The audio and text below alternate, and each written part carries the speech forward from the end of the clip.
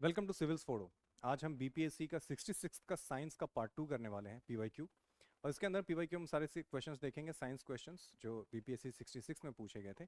इसके पहले हमने बीपीएससी के बाकी सारे ईयर्स के क्वेश्चन भी किए हैं, उनको भी आप देख सकते हैं।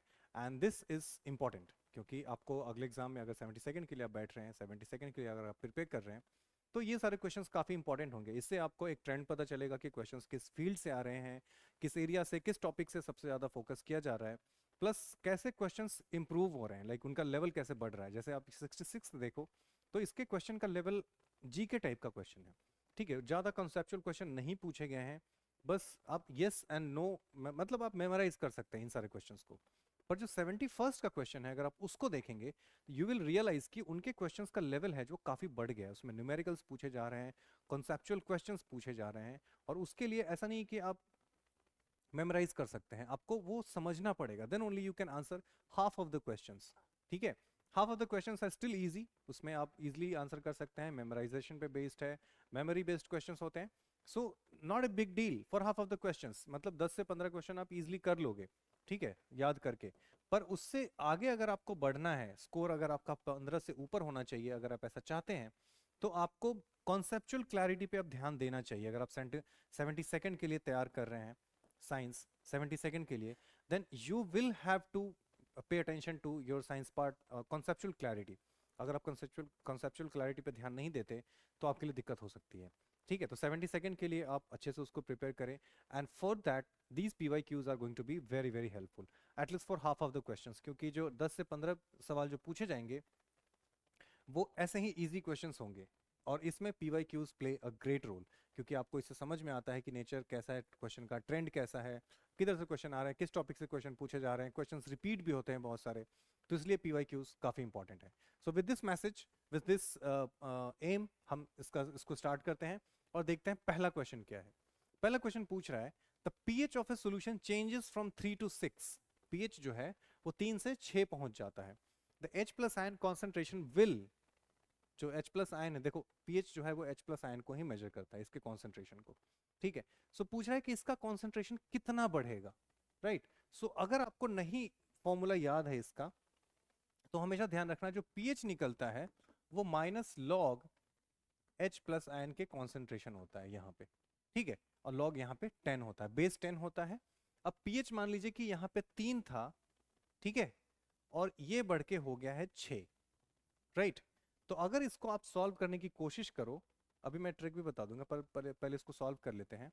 So this will become log 10 H+ ion का कॉन्सेंट्रेशन, ठीक है। अभी इसको पहले 6 को हटा लेते हैं। अब जब इसको आप सॉल्व करेंगे तो ये बन जाएगा 10⁻³ H+ आयन, ठीक है। उसका कॉन्सेंट्रेशन हो जाएगा 10⁻³, ठीक है। अच्छा, उसके बाद जब आप देखते हैं अगला, तो बोल रहा है कि 6 हो गया है, ठीक है। सो अगला जो कह रहा है कि इसका जो कॉन्सेंट्रेशन है वो 6 हो गया है, तो 6 हो गया इसका मतलब, मैं अच्छा हाँ यहाँ पे तो जगह है ही, मैं यहाँ पे कर देता हूँ। यहाँ पे माइनस है तो माइनस भी लगेगा, 10⁻³ -3, ठीक है, ये कॉन्सेंट्रेशन है, 10⁻³ 6 यहाँ पे लेते हैं। सो ये हो जाएगा 6, क्योंकि 3 से 6 हो गया बोला इसने, तो माइनस लॉग 10 H+ का कॉन्सेंट्रेशन, ठीक है। ये जो ब्रैकेट होता है उसको कॉन्सेंट्रेशन दिखाने के लिए यूज़ करते हैं। तो यहाँ पे क्या बनेगा, ये 6 माइनस इधर बन जाएगा तो ये खत्म हो जाएगा, और 10⁻⁻6 हो जाएगा, ठीक है। और ये बन जाएगा H+ का नया कॉन्सेंट्रेशन, ठीक है। ऐसे चेंज हुआ है। सवाल क्या पूछ रहा है, डिक्रीज टाइम्स, यानी टाइम्स मतलब कितना गुना हो गया है, कितने गुना बढ़ गया, ऐसा नहीं ये पूछा कि कितना डिफरेंस है, कितना गुना बढ़ा है, ये पूछ रहा है। सो अब देखो कितना गुना हुआ है, तो ये है एक 1/10⁻⁶, और जो पहले था वो था 1/10⁻3। तो ये इससे कितना गुना हुआ है, तो इसके लिए हम इसको डिवाइड कर देंगे, है ना। तो ये पहला है और ये बाद वाला है। सो ऑब्वियसली आपको पता होना चाहिए कि अगर ये पहले है तो ये बड़ा नंबर है और ये छोटा नंबर है, तो ऑब्वियसली पहले तो घटा है, ठीक है। तो इसमें डिक्रीज वाला ऑप्शन हो, ये इंक्रीज नहीं होगा, ठीक है, डिक्रीज होगा, राइट। और इसमें से फिर आप इसमें से 3 आप देख सकते हैं कौन सा है, तो उसके लिए फिगर आउट करेंगे हम। तो अब जब इसको आप डिवाइड करोगे, क्योंकि घटा है तो बड़े वाले नंबर से हम डिवाइड, बड़े वाले नंबर पे हम डिवाइड कर देते हैं, तो ये हो जाएगा 1/10⁶, और ये बन जाएगा 10⁻⁶/10⁻3 जब इसको आप उल्टा करेंगे तो, ठीक है। सो ऑब्वियसली ये बन जाएगा 10⁻3, इसका मतलब है कि 1000, 10 1 के ऊपर 3 जीरो, इसका मतलब 10⁻3 होता है। सो 1000 गुना इसका जो पीएच सॉरी जो कॉन्सेंट्रेशन है वो घट जाएगा, ठीक है। H प्लस आयन जो है वो घट जाएगा 1000 गुना, right. So decrease by 100 times, sorry 1000 times, right. So ये चीज आपको ध्यान रखना है, क्योंकि यहाँ पे 3 टाइम्स बोला है, क्योंकि 3 से 6 हुआ है, 3 टाइम्स डिक्रीज हुआ है, 3 टाइम्स नहीं, जितने नंबर्स बढ़ते हैं या घटते हैं उतने जीरोस होंगे। जैसे 3 यहाँ पे डिफरेंस है तो मत मान के चलिए कि 1 पे 3 जीरोस, ठीक है, ऐसे बढ़ेगा।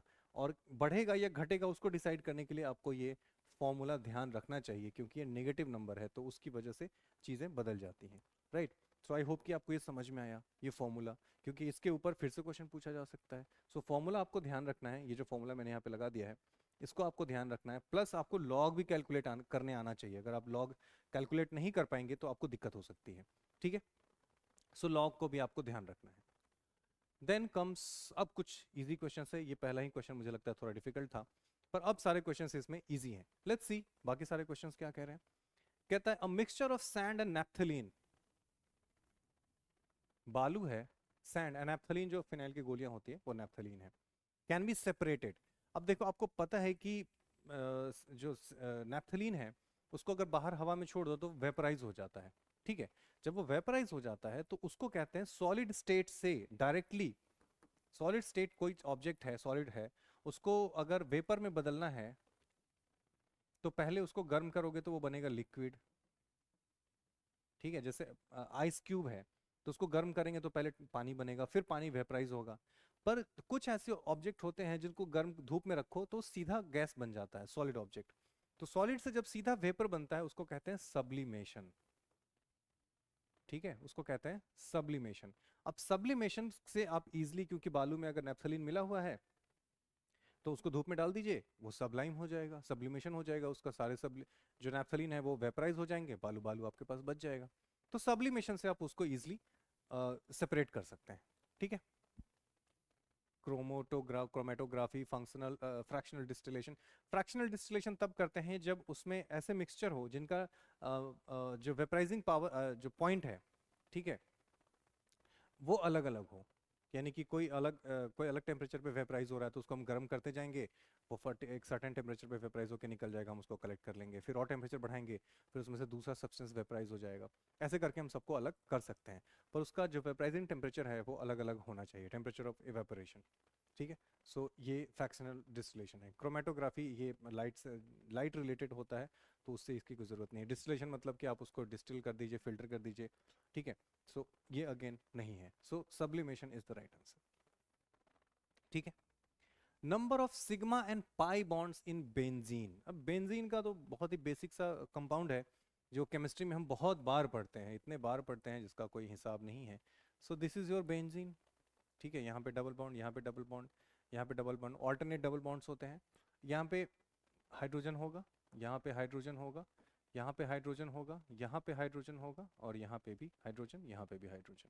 अब ये सारे जो पॉइंट्स हैं, ठीक है, यहाँ पे कार्बन होता है, सी सी सी सी सी सी, यहाँ पे कार्बन है, ठीक है। अब पूछ रहा है कितने सिग्मा एंड पाई बॉन्ड्स है। देखो सिग्मा बॉन्ड का मतलब होता है सिंगल बॉन्ड, पाई बॉन्ड का मतलब होता है डबल बॉन्ड, ठीक है। इसका मतलब है कि कार्बन कार्बन के बीच में अगर डबल बॉन्ड है तो इसमें से एक सिग्मा होगा, एक पाई होगा, ठीक है। सिग्मा हमेशा ही रहेगा, एक सिग्मा रहना इज कह सकते हैं नेसेसरी, ठीक है, कंडीशन है वो। फिर अगर मान लीजिए कि ट्रिपल बॉन्ड है तो इसमें एक सिग्मा है, दो पाई है, ठीक है, ये दोनों इसके पाई बॉन्ड्स हैं। सो अब यहाँ पे देखिए कितने सिग्मा है, तो एक सिंगल बॉन्ड है, एक सिंगल बॉन्ड, एक एक एक एक एक, छः तो वैसे हो गए, सात आठ नौ, ठीक है। उसके बाद इसमें भी एक सिग्मा है, एक पाई है, इसमें भी एक सिग्मा एक पाई, एक सिग्मा एक पाई, तो 12 तो इसमें सिग्मा बॉन्ड्स हो गए, ठीक है। सो 12 इसमें, यहाँ पे सिग्मा बॉन्ड्स हो गए।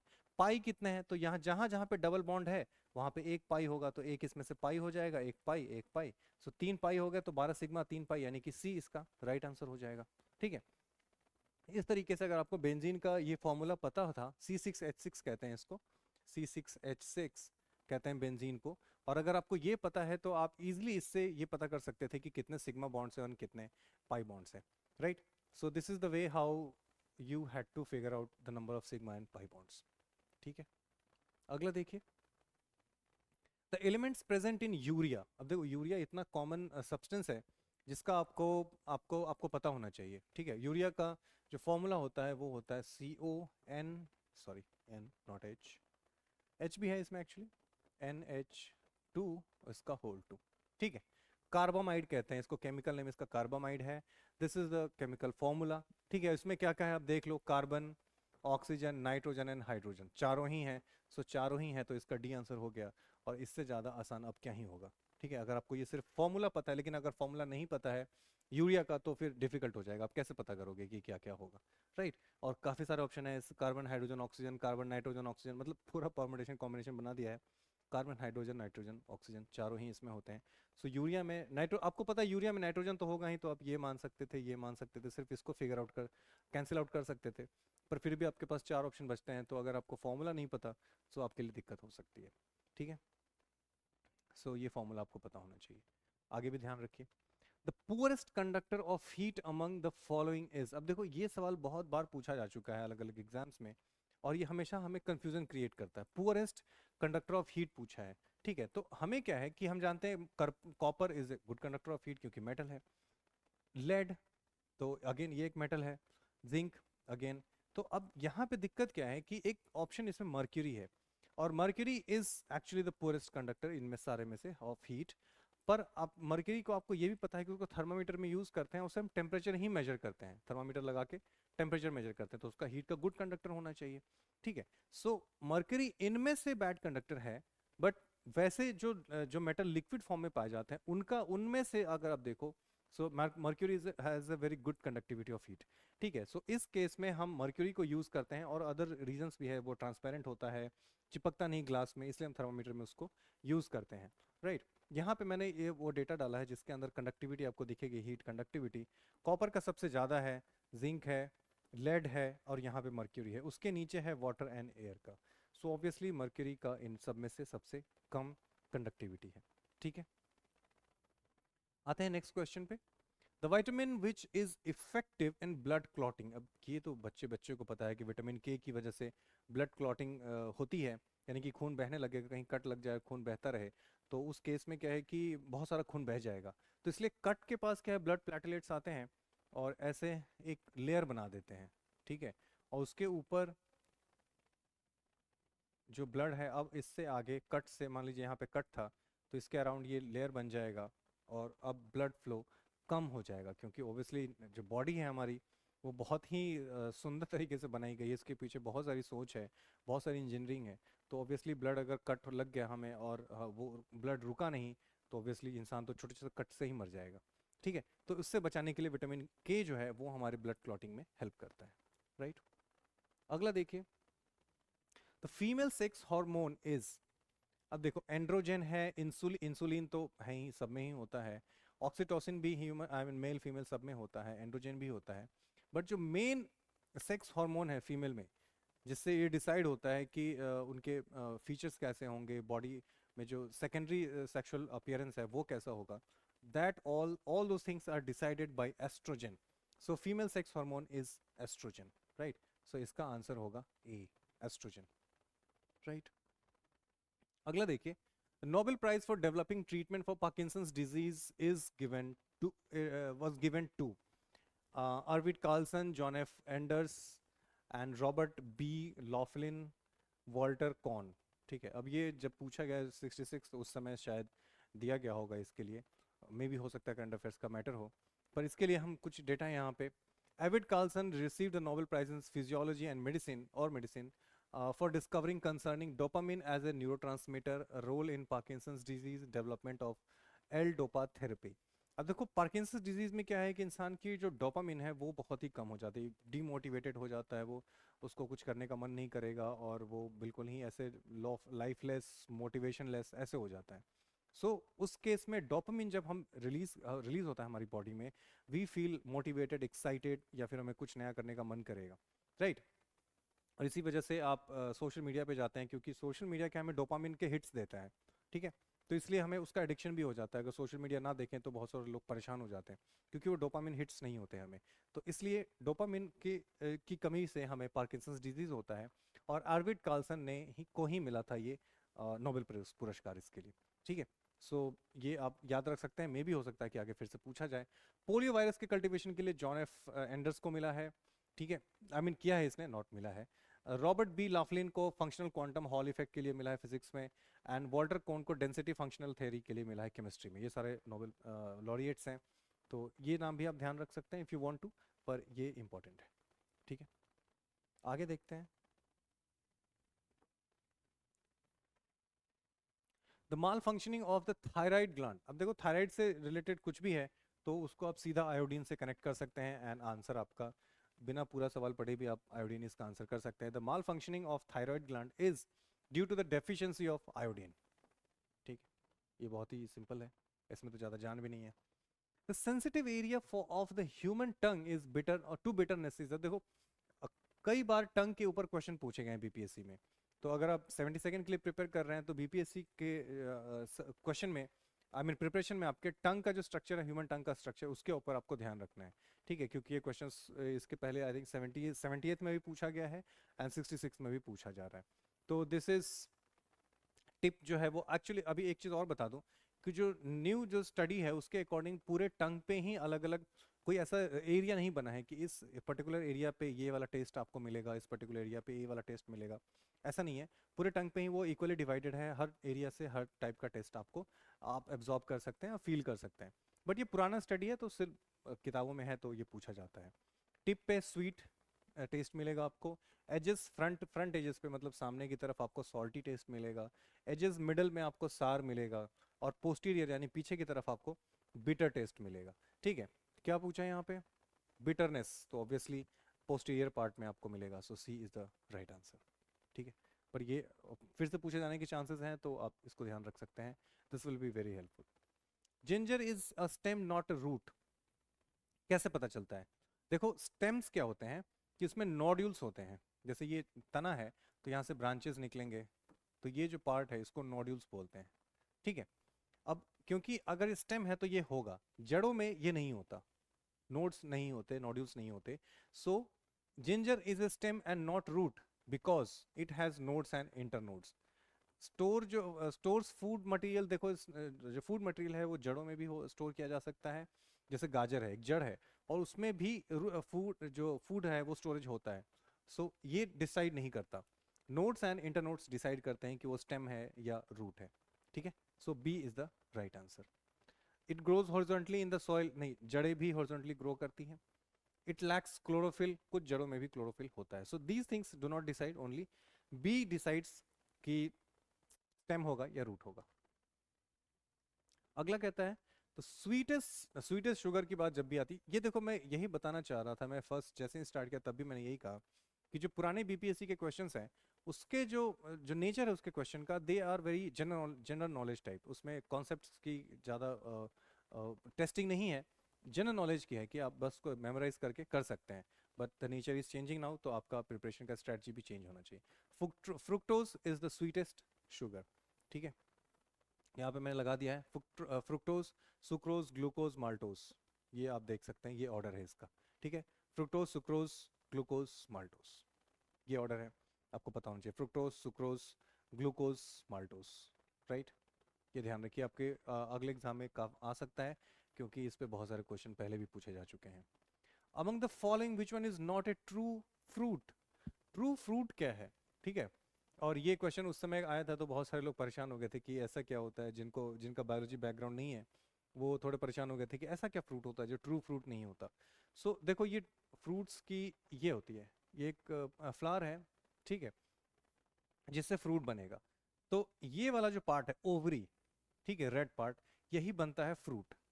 तो जब इस पार्ट से, रेड वाले पार्ट से, ओवरी से अगर फ्रूट बनेगा उसको कहते हैं ट्रू फ्रूट। लेकिन जो थामी, ये थैलेमस है, इससे अगर कोई फ्रूट बनता है इसको कहते हैं फॉल्स फ्रूट।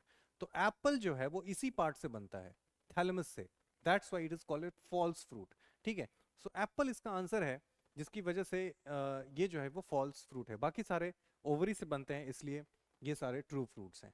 ठीक है, so apple is the right answer. आगे देखिए, लेज्यूम्स, आपको पता है जो दलहन होती हैं legumes are highly nutritious because of protein. हमें पता है प्रोटीन के लिए हम दाल खाते हैं, so protein, because of protein legumes are highly nutritious.